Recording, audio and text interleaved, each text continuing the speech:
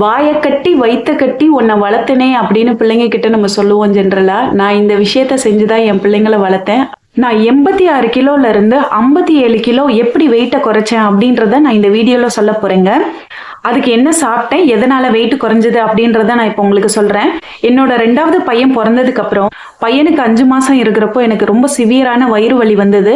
என்னன்னு போய் பார்க்குறப்போ எனக்கு சிசேரியன்ல தான் பையன் பிறந்தான். அப்போ என் வயிற்றுல ஒற்றை மெத்தட்ல தான் தையல் போட்டிருந்தாங்க. அதாவது தையல் மாதிரி இல்லாம ஒற்றை மெத்தட்ல தான் எனக்கு ஆப்ரேஷன் பண்ணியிருந்தாங்க. அந்த ஒற்றை மெத்தட் உள் லேயர்ல வி ஷேப்ல எனக்கு பிரிஞ்சிருந்ததுங்க.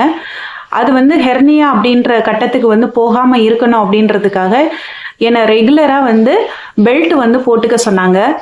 ஏன் அப்படி அதை இமீடியட்டா ஆப்ரேஷனும் பண்ணியிருக்கலாம். ஆனா அன்னைக்கு இருந்த சூழ்நிலையில நான் ரொம்ப பலகீனமா இருந்தேன். ஏன்னா ஃபேமிலி பிளானிங்கும் பண்ணியிருக்கேன், சிசேரியனும் பண்ணியிருக்கேன். உடம்பு ரொம்ப பலகீனமா இருக்கு, சத்துக்கள் கம்மியா இருக்கு அப்படின்றதுனால இப்ப பேலன்ஸ் பண்ண முடியாது அப்படின்னு சொன்னாங்க.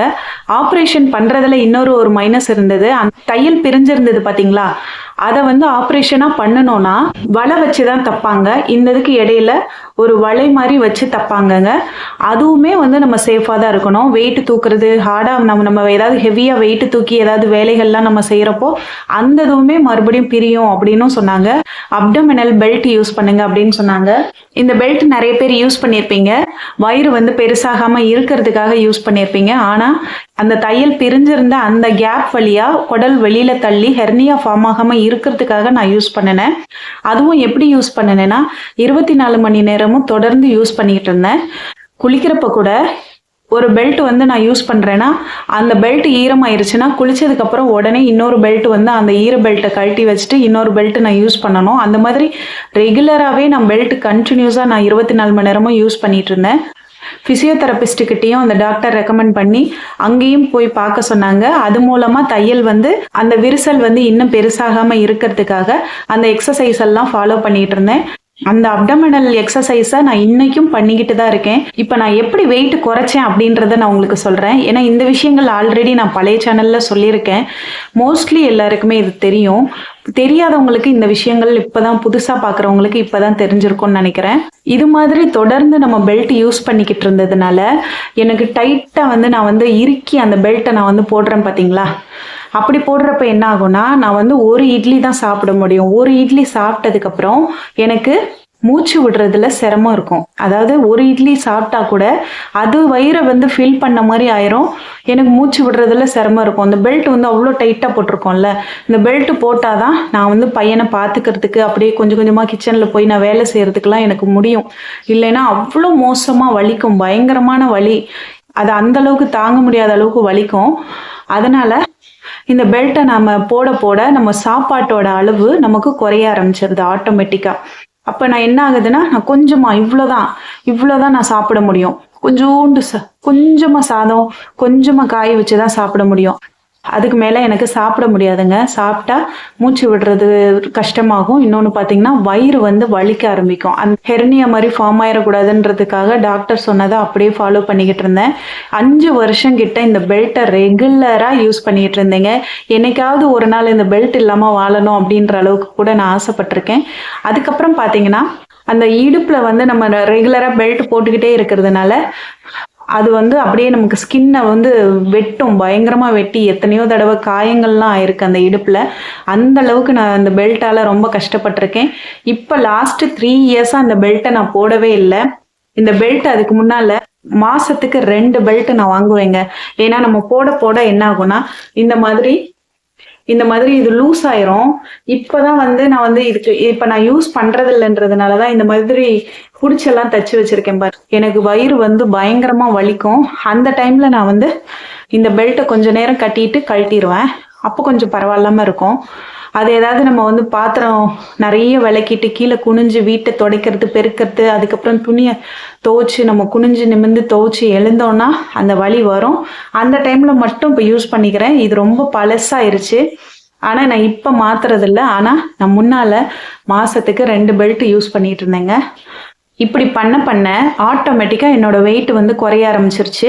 வெயிட் கம்மியாயிட்டு இருக்கேன்றதே எனக்கு தெரியாது. ஒரு கட்டத்துக்கு மேலே பார்த்தீங்கன்னா, பக்கத்தில் மளிகை கடையில எல்லாம் பார்த்துட்டு சொல்லுவாங்க, என்னம்மா என்னாச்சு உனக்கு? ஏன் இப்படி ஆயிட்டு இருக்க? என்னாச்சு உனக்கு? ஏதாவது பெரிய பிரச்சனையா? அப்படின்லாம் கேட்பாங்க.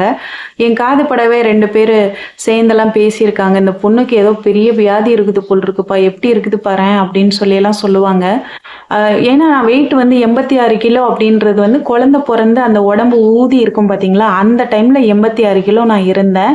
அது வந்து அப்படியே வந்து குறைஞ்சு குறைஞ்சு குறைஞ்சு அப்படியே டோட்டலா வந்து 57 கிலோ வந்தேன். என்னோட ஹைட்டுக்கு 57 இருக்கணும், அதையே நீங்க மெயின்டைன் பண்ணிக்கங்கன்னு டாக்டர் சொன்னாங்க.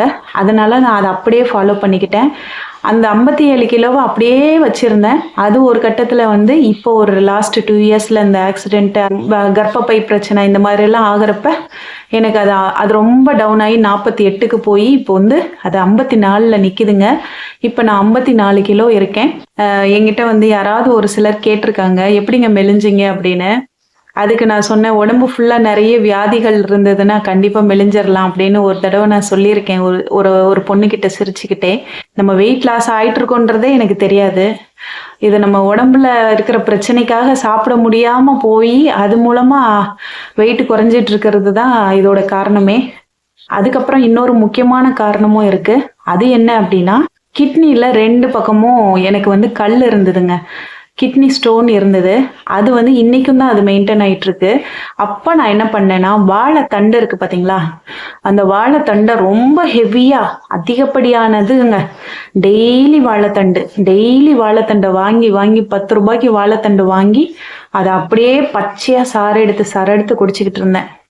ஏன்னா மெடிசன் இல்லாமல் நம்ம வாழணும் அப்படின்றதுக்காக வீட்லேயே அதை பண்ணணும் அப்படின்னு நானே பக்கத்தில் நம்ம வீட்டு வாசல்லையே காய்கறிக்காரர் வருவார். அவர் இது தொடர்ந்து ஒரு 2 மாசம் குடிச்சிருப்பேங்க. இந்த பெல்ட் போட்டதுனால மட்டும் இல்லை, இந்த வாழைத்தண்டை சிவியராக எடுத்துக்கிட்டதுனாலையும் எனக்கு வெயிட் லாஸ் ஆச்சுங்க. அதையும் நான் சொல்லிக்கிறேன். வயிறு அல்சர் அதுக்கெல்லாமே வந்து நான் வாழைப்பூவோட கடுக்கா பொடி சேர்த்து நான் குடிச்சிக்கிட்டு இருந்தேங்க. இதுவுமே இந்த 2வது குழந்தை பிறந்ததுக்கப்புறம் என் உடம்புல அவ்வளோ லிஸ்ட் போடுற அளவுக்கு எல்லாமே பிரச்சனையாகவே தான் இருந்தது. அதனால ஒவ்வொரு பிரச்சனைக்குமே நான் மெடிசனாக எடுத்துக்காம வீட்டில் என்னெல்லாம் பண்ண முடியுமோ அந்த மாதிரி பண்ணி தான் என்ன நான் சேஃப்டி பண்ணிக்கிட்டேன். இப்போ நான் வந்து பெல்ட் போடுறதில்ல. ஆனால் என்னைக்காவது ஒரு நாள் தான் வலிக்கும். அந்த மசில்ஸ் எல்லாம் வந்து கொஞ்சம் நல்லா டைட்டன் ஆக அது உங்களுக்கு வந்து பிரச்சனை கொடுக்காது அப்படின்னு சொன்னாங்க.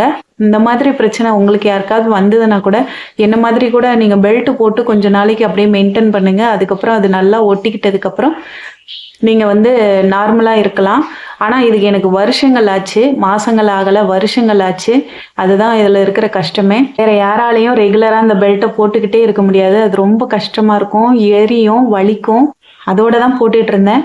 அந்த அப்டமனல் எக்ஸசைஸ் வந்து என்னைக்கு எனக்கு வலி சிவியர் ஆகுதோ அந்த டைம்ல எல்லாம் நான் பண்ணிக்கிட்டு தான் இருக்கேன். அது அவ்வளோ நல்லா கேட்குங்க. என்னன்னா வெயிட் நம்ம குறைஞ்சிது, அது தானாகவே குறைஞ்சிருச்சு. அதுக்கப்புறம் வெயிட் ஏறவே இல்லை. சில பேருக்கு வந்து டயட்டை ஃபாலோ பண்ணுறது நிறுத்தினதுக்கப்புறம் வெயிட் ஏறும்னு சொல்லுவாங்க. ஆனால் எனக்கு மட்டும்தான் வெயிட் ஏறவே இல்லை. அது அவ்வளோதான். ஏன்னா சூழ்நிலைகளால் நான் அதிகமாக நல்லா சாப்பிடலை, அதனால தான் அப்படியே இருந்தது. வெயிட் ஏறாமல் இருந்ததுக்கு வந்து நம்ம டயட் இருந்து நம்ம உடம்பை மெயின்டைன் பண்ணோம், அதனால தான் அப்படி இருக்குன்றதெல்லாம் எனக்கு என் லைஃப்பில் நடக்கலை.